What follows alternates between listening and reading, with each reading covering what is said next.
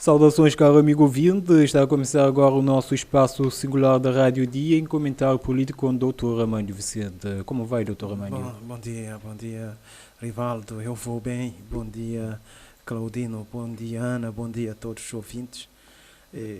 A vida continua. Exato. Muito obrigado por estar cá connosco mais uma vez neste espaço singular da Rádio Dia. Um espaço de conversa descontraída à volta dos acontecimentos que chocam a sociedade cabo-verdiana. Na linha que vai nortear a nossa conversa de hoje, vamos começar com a oposição a criticar a questão da situação económica do país e a MPD a defender que a situação seria mais grave caso o governo não tivesse tomado medidas, não é? Medidas que têm impactos diretos na vida dos cidadãos cabo-verdianos. Também o índice do IPC, não é? Que é a taxa de inflação do IPC a situar-se em 7,6% em abril deste ano. Vamos também dar uma olhada sobre o governo que está focado em erradicar a pobreza extrema até 2026, segundo Olavo Correia, não é? Melhor dizendo, segundo Fernando Elísio Freire. Vamos também dar uma olhada sobre o Ministério da Modernização do Estado e da Administração Pública, em resposta ao artigo publicado na rúbrica do jornal Santiago Magazine Ponto de Vista, em que intitulado os custos de causa da disfuncionalidade da administração pública, bem como a Câmara Municipal da Praia, que está engajada em resolver os problemas complexos do município, segundo Francisco Carvalho, Dr. Armândio. Certo. São temas importantes, de atualidade e sobre os quais vamos debater, vamos discutir, vamos analisar. Exato. Esses assuntos. Dr. Armândio, se Mastã nunca purifica, o que transmite esta música? Esta música é o retrato da família cabo-verdiana, a dificuldade da família cabo-verdiana e a pobreza,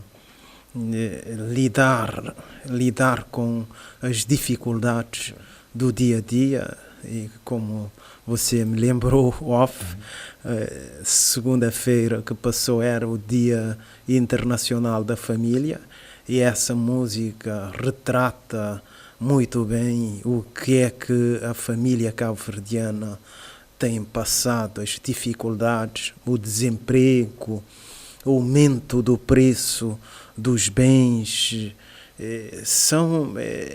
a inflação, o aumento do custo de vida.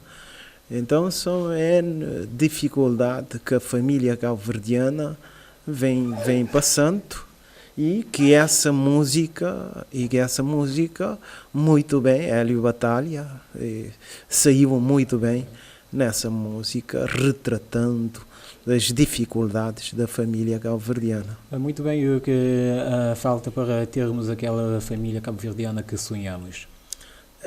A família cabo-verdiana que sonhamos é uma família que, na verdade, uma família estruturada, uma família com o pão de cada dia, uma família com emprego, com rendimento todos os meses, uma família que seria, no fundo, uma família feliz, com o mínimo de existência possível, coisa que não temos até agora. 50 anos de independência, segundo as informações, Cabo Verde, em termos per capita, é o país que mais recebeu ajuda pública ao desenvolvimento em termos unitários por cada cidadão. É o país que mais recebeu ajuda externa.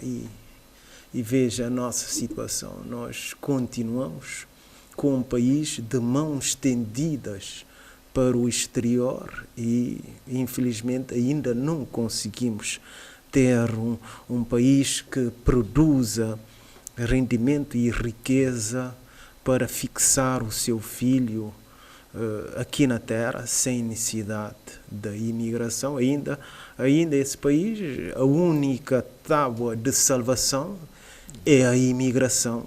Eles dizem, os jovens, para não imigrar, é o apelo que eles fazem, eles que estão no poder, mas era crível que também eles fizessem alguma coisa para que os jovens também tivessem um emprego, tivessem um rendimento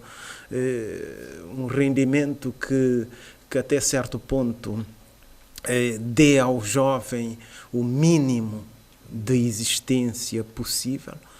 E nós, infelizmente, ainda não temos, nosso país ainda não consegue dar o mínimo de existência às pessoas. Já agora, como avalias as ações do governo em relação às famílias cabo-verdianas? Nós temos que trabalhar com números. Os números não são favoráveis a este governo. Só ver que muita gente vive enfrentando a dificuldade de não conseguir pôr a panela ao lume, não conseguir ter um almoço ou um jantar, ou se tiver um almoço, não consegue ter um jantar. Portanto, é isso que eu posso dizer sobre a questão da situação da família cabo-verdiana e do governo que nos governa. Que análise fazes das declarações desses três partidos políticos? Esses três partidos políticos divergem, como é óbvio. O MPD, a senhora que falou em nome do MPD, Isa Miranda, defende, como é óbvio, a política governamental, focando nos pontos fortes da política governamental, e a oposição explora os pontos fracos, as insuficiências desta governação. E eu caio para o lado da oposição, porque a realidade de Cabo Verde, do povo cabo-verdiano, não é das melhores. Eles falam, o governo e quem defende o governo no Parlamento, a maioria no Parlamento, fala muitas coisas sobre a questão das medidas que foram tomadas e que até certo ponto podem ser consideradas que foram medidas úteis, mas o impacto da governação na vida das pessoas não é das melhores. Tanto que, segundo um dos o João Batista Pereira, dizendo que 47% dos cabo-verdianos consideram que a governação atual é muito má, e se formos também aos números, vamos encontrar o desemprego, grande parte dos jovens no desemprego, a questão da gestão macroeconómica do país, a questão da dívida pública, aproximando 150% do PIB, é a taxa da dívida pública, 150% do PIB, quando a regra de ouro na gestão macroeconómica de um país diz que não se deve ultrapassar 60% do PIB, e nós, na verdade, já ultrapassamos esse valor em muitas percentagens. Depois temos a questão que João Batista Pereira também referenciou, que é a inflação que tem reduzido o poder de compra do cidadão cabo-verdiano, e nós não vemos nenhuma medida no sentido de repor o poder de compra. A dona Isa Miranda fala do aumento de 4,1% do crescimento económico, mas se formos ver, esse crescimento económico não tem impacto no salário, não há mais gente a trabalhar. Se tivesse impacto no salário, seria reduzir o desemprego, coisa que estamos a ver o desemprego a crescer. Portanto, esse aumento esse crescimento económico, no fundo, tem servido para aumentar o lucro das empresas. Já vimos, por exemplo, que o setor bancário em Cabo Verde obteve 4, alguma coisa milhões de contos, ou seja, se compararmos o crescimento, o rendimento dos bancos de 2012 para 2022, os bancos aumentaram o seu rendimento 10 vezes. Vimos também a Galp e a Enacol, que duplicou o seu rendimento de 2021 para 2022.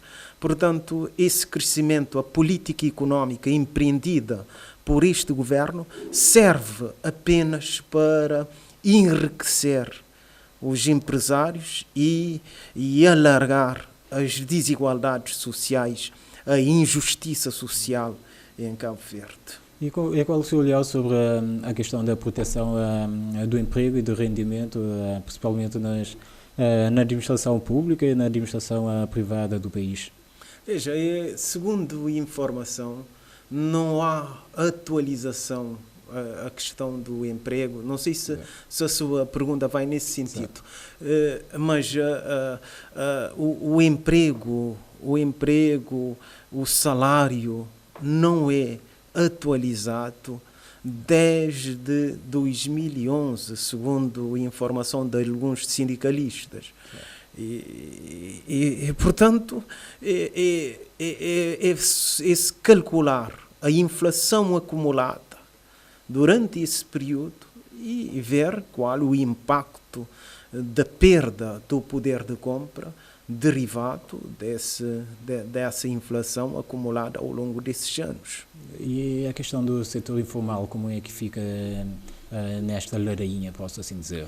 Não, o setor informal é o cidadão a ganhar o seu dinheiro por conta própria e não foge também da perda do poder de compra. Se os bens vão aumentando de preço, automaticamente o cidadão também, o setor, e aqui é mais forte o impacto, porque pronto, se você trabalha como rabidante por conta própria, o aumento do custo de vida também vai afetar as pessoas e esse aumento do custo de vida afeta aquelas pessoas que menos ganham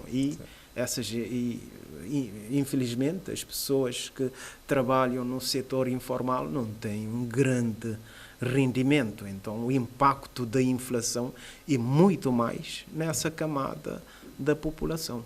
Exato.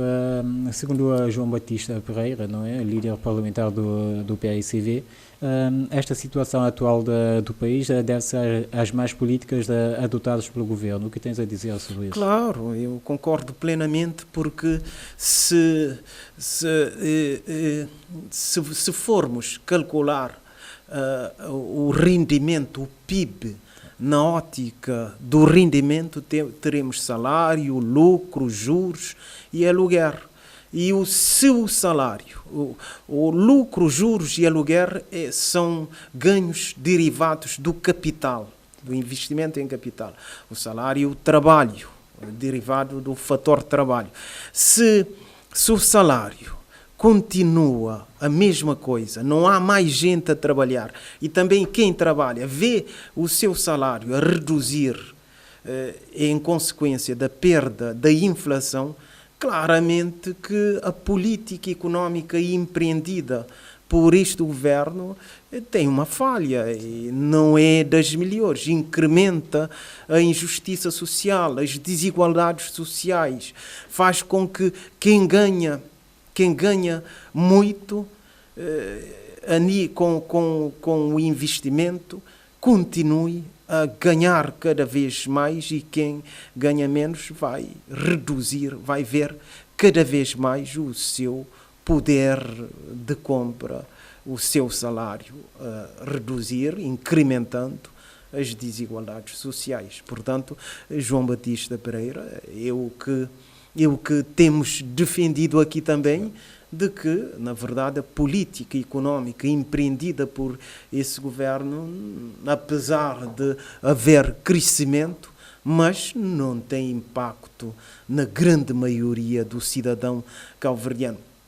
Se, por exemplo, a estrutura do capital das empresas de Cabo Verde, as sociedades anónimas, fossem de verdade, na verdade, uma sociedade anónima com milhões de pessoas, bom, milhões, nós não temos milhões em Cabo Verde, mas com milhares de pessoas a participar no capital dessas empresas, com certeza também que via lucro, via dividendos, lucro depois transformado em dividendos, esse valor, esse crescimento económico, esse rendimento atingiria as pessoas. Mas a estrutura do capital das empresas em Cabo Verde, essa estrutura é composta por uma minoria das pessoas. Quando nos Estados Unidos, por exemplo, as empresas, quando você vê as empresas a distribuir o lucro, atinge a grande maioria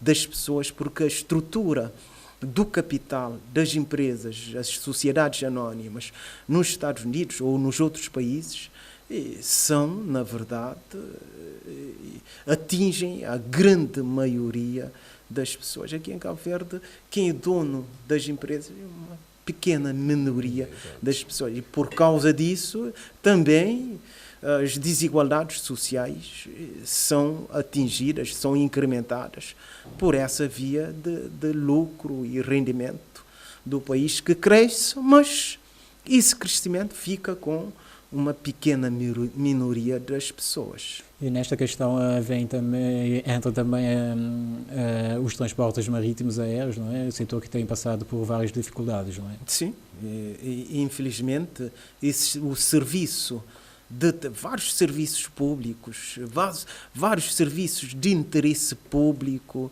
têm sofrido com a má governação. Já vimos aqui também a questão da saúde nos hospitais, a reclamação que é feita por muita gente nos hospitais.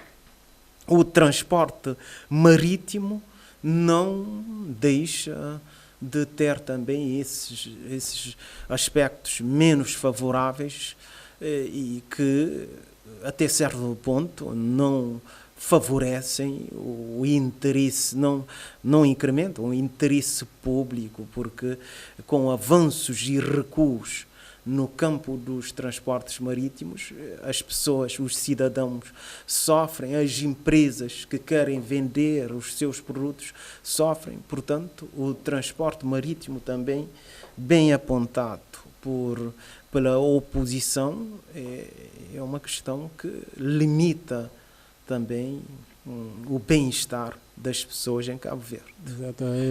No contexto atual, conjuntura atual também, o excesso da burocracia no financiamento é um dos principais fatores que impedem ou atrasam o desenvolvimento económico do país, não é? Certo.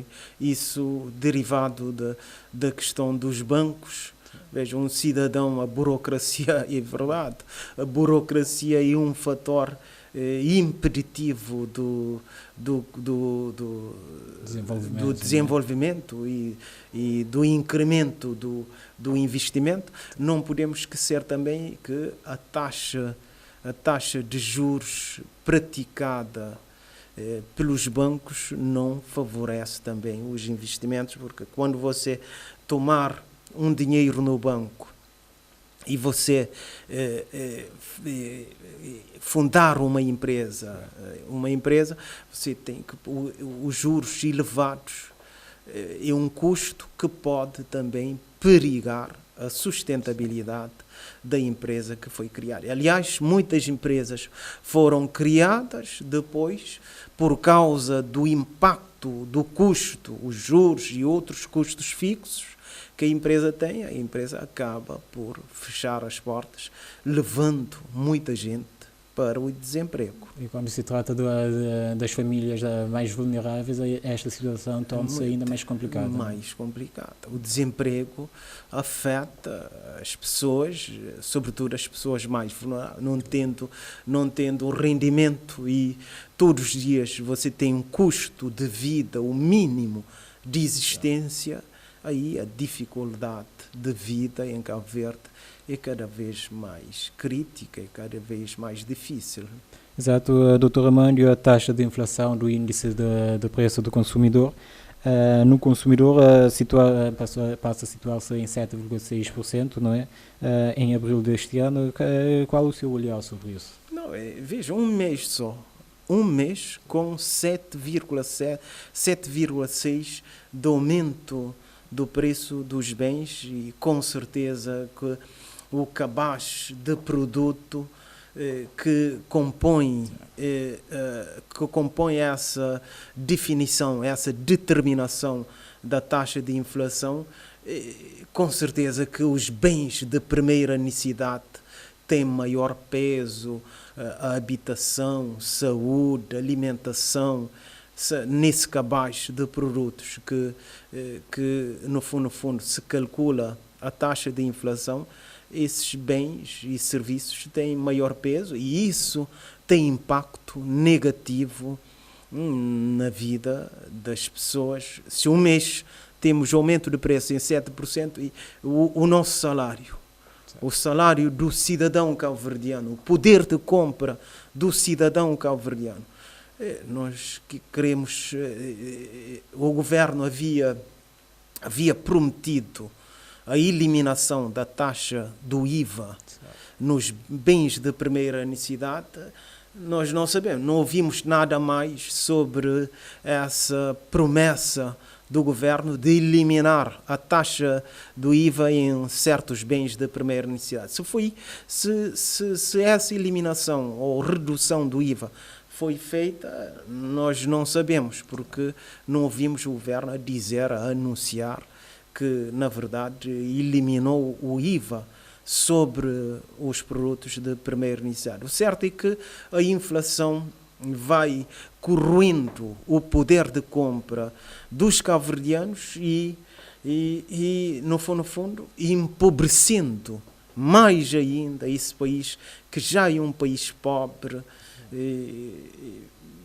com essa taxa de inflação mensal e a inflação acumulada ao longo desses anos. Com certeza que o cidadão cabo-verdiano fica cada vez mais pobre, o cidadão cabo-verdiano é cada vez mais empobrecido com essa política económica deste governo. Com esta variação da taxa do IPC, quais setores se destacam mais? Eu penso que a questão do aumento do preço, que afeta mais as pessoas, é o aumento do preço dos bens de consumo, porque grande parte do cidadão cabo-verdiano, o seu rendimento destina-se ao consumo, à alimentação, renda de casa e saúde. Com certeza que, havendo aumento dos bens de primeira necessidade, o impacto sobre a vida das pessoas é cada vez maior e dificulta a vida do cidadão cabo-verdiano. Exato, Dr. Armando, já sabemos também que, não é, esta variação, não é, a inflação deve-se sobretudo pelos impactos da Covid-19, guerra na Ucrânia, mas também que veio a trazer mais inflação, não é, com muito reflexo aqui em Cabo Verde, mas para baixar esta taxa, o que seria necessário? Bom, baixar a taxa, a inflação, com certeza que ela deriva, nós compramos tudo lá fora, grande parte do que consumimos compramos lá fora.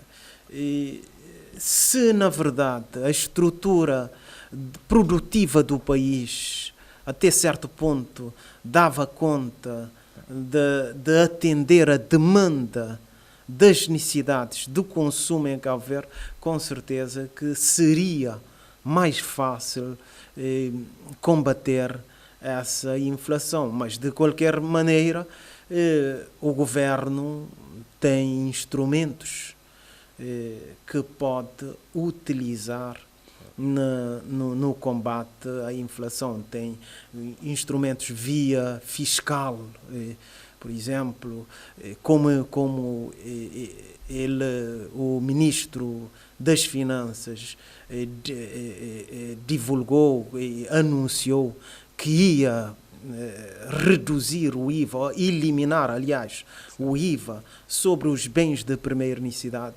Isso seria, até certo ponto, combater a inflação. E pode haver o caminho para combater a inflação. Existem muitos caminhos, mas via fiscal, instrumentos de intervenção do Estado, via da questão fiscal, redução do IVA, redução dos impostos sobre rendimento das pessoas também, via essa, nós podíamos até certo ponto debelar essa questão da inflação, do aumento do preço dos bens. A erradicação da pobreza extrema até 2026 é uma das metas do governo liderado por Ulisses Correia e Silva. Qual o seu olhar sobre isso? Ele disse ambição, né? Certo. Eu também ambiciono ir à Lua. Não sei de que forma, mas é uma ambição. Ambição é uma vontade, não é coisa estruturada que se espera, previsível, que se espera de um governo. Não, Fernando Elísio é o capitão-mor da propaganda enganosa deste governo.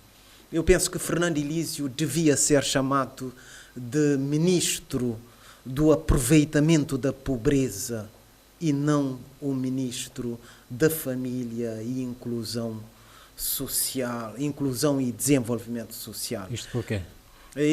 Várias denúncias contra Fernando Elísio e Abrão Vicente nos arquivos da Justiça, derivado do aproveitamento dos recursos do Estado no condicionamento do voto popular, sobretudo nas camadas mais vulneráveis economicamente. Eu lembro-me que Fernando Elísio, num comício, havia como que basofiar. Eles usam a Câmara Municipal da Praia. Já havia a Câmara Municipal da Praia eleita.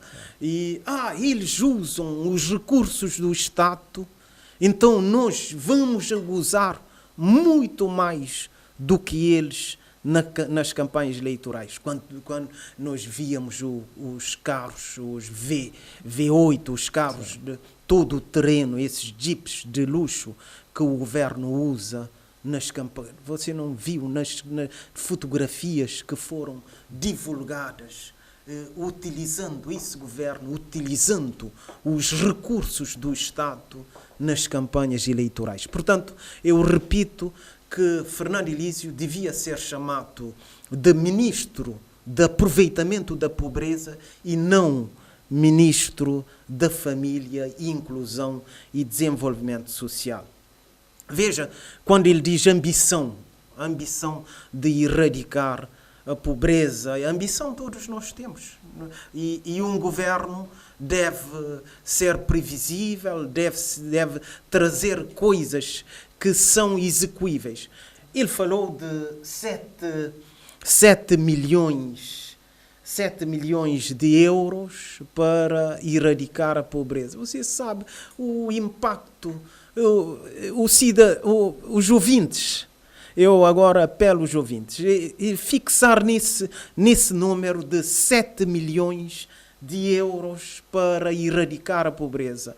E considerando que o número que foi dado, que 40 mil cidadãos cabo-verdianos vivem na pobreza extrema, mas na declaração que foi feita há momentos por o homem António Monteiro, da UCID, diz que 82 mil pessoas vivem na pobreza extrema. Mas vamos considerar apenas os 40 mil, vamos ficar com o número de 40 mil cidadãos cabo-verdianos que vivem na pobreza extrema. 7 milhões de contos, 7 milhões de euros, juntamente com o Banco Mundial vai financiar, transformado em contos, seriam 770 mil contos. Dividido, é matemática. Eu até fico triste porque que o jornal, quando esse ministro faz esses anúncios desses números, os jornalistas não fazem um cálculo aritmético rapidamente e colocam o ministro diante dos números. Porque 770 mil contos dividido por 40 mil cidadãos pobres em Cabo Verde seriam 19 mil escudos. Cada cidadão teria 19 mil escudos. É com 19 mil escudos que você vai erradicar a pobreza extrema em Cabo Verde. 19 mil escudos por pessoa. Não, 19 mil escudos só se for para comprar os votos. Serão 40 mil votos. Já é um bom caminho para continuar a governar esse país. Entretanto, qual é o melhor caminho para atingir esta meta de erradicar a pobreza extrema até 2026? Eu vou responder a sua pergunta, mas quando ele diz que o cadastro social único, ele tem conhecimento de quantas famílias são, onde estão estas famílias, como vivem e o que precisam estas famílias. Aliás, ele tem o mapa da pobreza em Cabo Verde, uma ferramenta que lhe permite condicionar, como condicionou o voto das pessoas nas últimas eleições. Não podemos esquecer o pagamento das despesas de água e luz das pessoas dentro do período eleitoral, que condicionou a decisão do voto das pessoas, uma violação da lei eleitoral.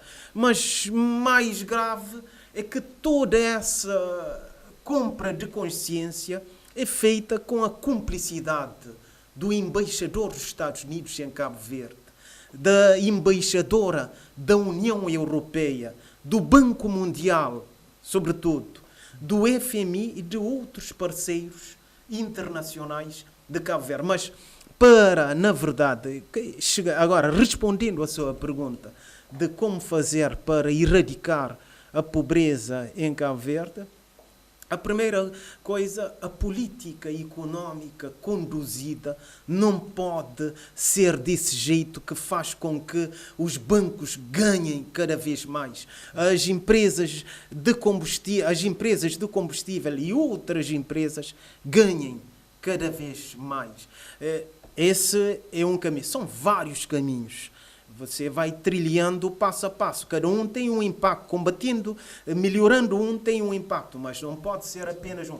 A questão do combate à evasão fiscal. O próprio Ministro das Finanças assumiu que anualmente Cabo Verde, o Estado cabo-verdiano perde 15 milhões de contos por ano com a evasão. Pessoas que não pagam, que deviam pagar imposto e não pagam, não cumprem com a sua obrigação. Vejam, 15 milhões de contos daria um impacto enorme na vida dessa gente. E depois seria sistemático. São 15 milhões de contos num ano, mais 15 milhões de contos, assim sucessivamente. Daria para tirar esse povo da pobreza. Eu na verdade, o que ainda depois nesse anúncio que Fernando Elísio fez, ele dizia que o representante do Banco Mundial estava nesse encontro, nessa parada, a dona, perante a representante do Banco Mundial, a doutora Ineida Fernando Elísio, dizia que naquele dia era um dia de orgulho para Cabo Verde, porque estamos aqui a ser apresentados ao mundo como exemplo. Então, Cabo Verde é exemplo de governação. Cabo Verde com 70 mil cabo-verdianos na pobreza, com uma dívida pública de 150% do PIB, com uma taxa de inflação acumulada perto de 20%, com o desemprego jovem, cada 100 jovens, 30 estão no desemprego. Esse é o exemplo para o mundo. Eu devia dizer, é por isso que eu entendo que a má governação de Cabo Verde, com impacto na vida das pessoas, tem a cumplicidade do Banco Mundial, desses embaixadores radicados em Cabo Verde, embaixador dos Estados Unidos, embaixador da União Europeia e outros embaixadores que até certo ponto são cúmplices com a má governação, com a corrupção instalada em Cabo Verde e com impacto negativo na vida das pessoas em Cabo Verde. Exato, e com todos esses fatores que já elencaste, para onde caminha Cabo Verde? Nós lembramos de um anúncio que dizia, de uma propaganda também do governo que dizia: vamos transformar Cabo Verde no Japão de África. Não sei se se lembra dessa expressão. Não é dessa governação, mas é da governação anterior, que dizia: a nação vencedora, a nação vencedora. Cabo Verde é uma ilha, Japão uma ilha maior. Dizia que nós, Japão, sabemos que é um país industrializado, um país do primeiro mundo, e que nós íamos caminhar para o Japão da África. Com essa governação, nós caminhamos irremediavelmente para o Haiti da África. Haiti é o país mais pobre do mundo, com a taxa de corrupção, com a taxa de homicídio, a insegurança pública alarmante no Haiti. É o que vivemos em Cabo Verde. Desemprego, insegurança pública, corrupção, perda do poder de compra, um país endividado. Portanto, é esse o caminho que, com esse tipo de governação, em que as empresas ganham muito dinheiro e o cidadão não ganha quase nada, o cidadão fica cada vez mais pobre, caminhamos irremediavelmente, repito, para o Haiti da África. Doutor Armando, passando para o próximo ponto desta nossa conversa, não é? O Ministério da Modernização do Estado e da Administração Pública reagiu a um artigo publicado na rúbrica do jornal Santiago Magazine, o ponto de vista, intitulado Os custos de causa e da disfuncionalidade da administração pública. O que podes nos avançar sobre isso? Bem, esse artigo foi um artigo escrito pelo Dr. João Silvestre Alvarenga, em que ele meteu um requerimento e depois foi procurar o desfecho disse, aliás, não queriam, é uma incongruência também, você entregar um requerimento na administração pública e a administração pública recusar a receber esse requerimento, e depois você ter de ir aos Correios pôr uma carta registada com aviso de recepção para, na verdade, o requerimento obrigatoriamente ser recebido. Ele diz que esse requerimento não teve registro de entrada, uma aberração. Qualquer documento que entra na administração pública tem que passar por um livro de entrada, onde esse requerimento é registado, um sumário do que é que se pede nesse requerimento, o número de entrada, porque esse é o processo. E na verdade, esse requerimento que o Dr. João Silvestre Alvarenga meteu na administração não teve esse registro de entrada, e ele então questiona que a administração pública funciona na base da disfuncionalidade e desordem total, são as palavras dele, que não existe regras de previsibilidade no sistema, que ainda as palavras do Dr. João Silvestre Alvarenga, dizendo que qual é a missão, o foco e os objetivos da administração pública, ou seja, que a administração pública não vem cumprindo a sua missão, que ninguém respeita a lei, nem os princípios instituídos da administração pública, e que eu não vou ler tudo porque não temos muito tempo, mas ele diz ainda no seu artigo, uma outra expressão que eu lembro, que a administração pública utilizou a administração, modernização do Estado, quando na verdade é o contrário, é a regressão, não modernização do Estado. Portanto, ele questiona, e vem a ministra Edna Miranda, que é do Ministério da Modernização do Estado e da Administração Pública, que responde e que diz que, utilizando essa expressão, puxando a brasa também para a sua sardinha, dizendo que a administração pública rege pelos princípios da legalidade. Sabemos que, na verdade, os princípios da legalidade na administração pública cabo-verdiana é cada vez menos, é mais uma administração pública que rege com base na amizade, no conhecimento, a transparência, a isenção. Veja, as chefias ou um emprego na administração pública, que isenção. Se você não tiver conhecido, você jamais entra na administração pública cabo-verdiana. A boa-fé e a relação com isso também não é. Mas o básico dessa questão, a essência dessa questão não é só esses aspectos, é um pedido de pensão. Aí é mais grave. Um pedido de pensão de sobrevivência por morte do marido. Uma senhora que pede a pensão de sobrevivência por morte do marido que havia falecido no dia 13 de fevereiro. Porque essa senhora entregou o seu pedido depois de um ano, esse pedido foi indeferido com base numa lei, e se essa lei, a lei de 1989, portanto, uma lei antes da Constituição da atual, do regime democrático, do Estado de Direito.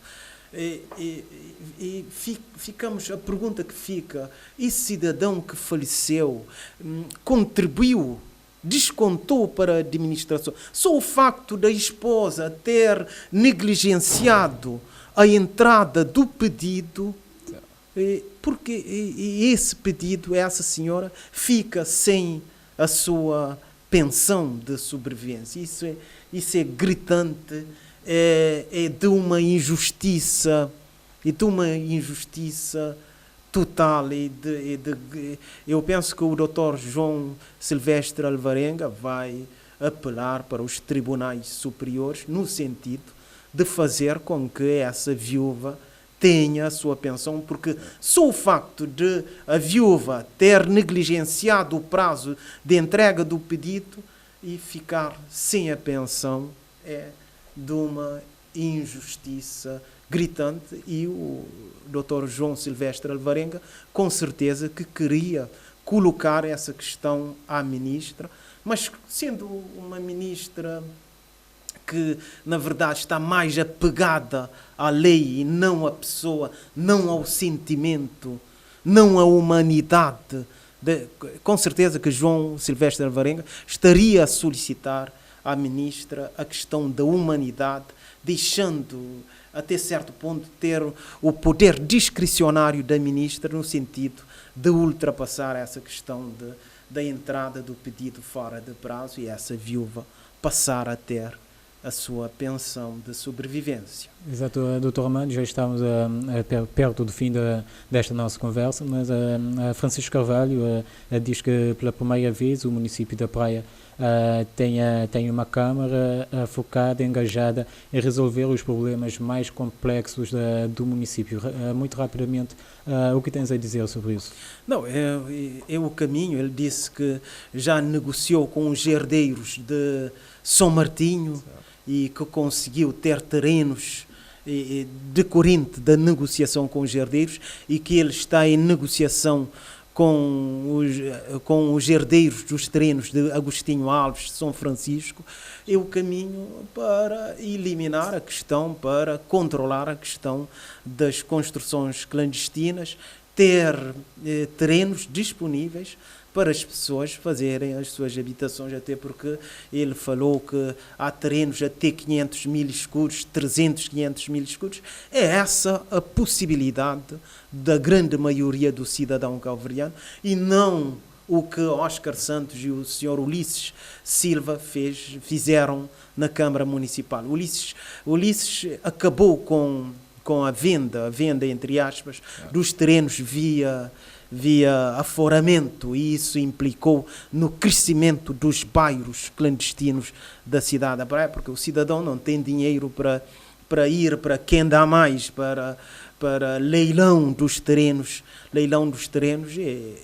favorece quem tem mais dinheiro. Portanto, é o caminho que Francisco Carvalho tem a seguir de, até certo ponto, resolver o problema da urbanização da cidade da Praia, uma urbanização que, a continuar assim, são bairros clandestinos que vão continuar a aparecer. E isso só temos a parabenizá-lo por esse trabalho que ele vem fazendo.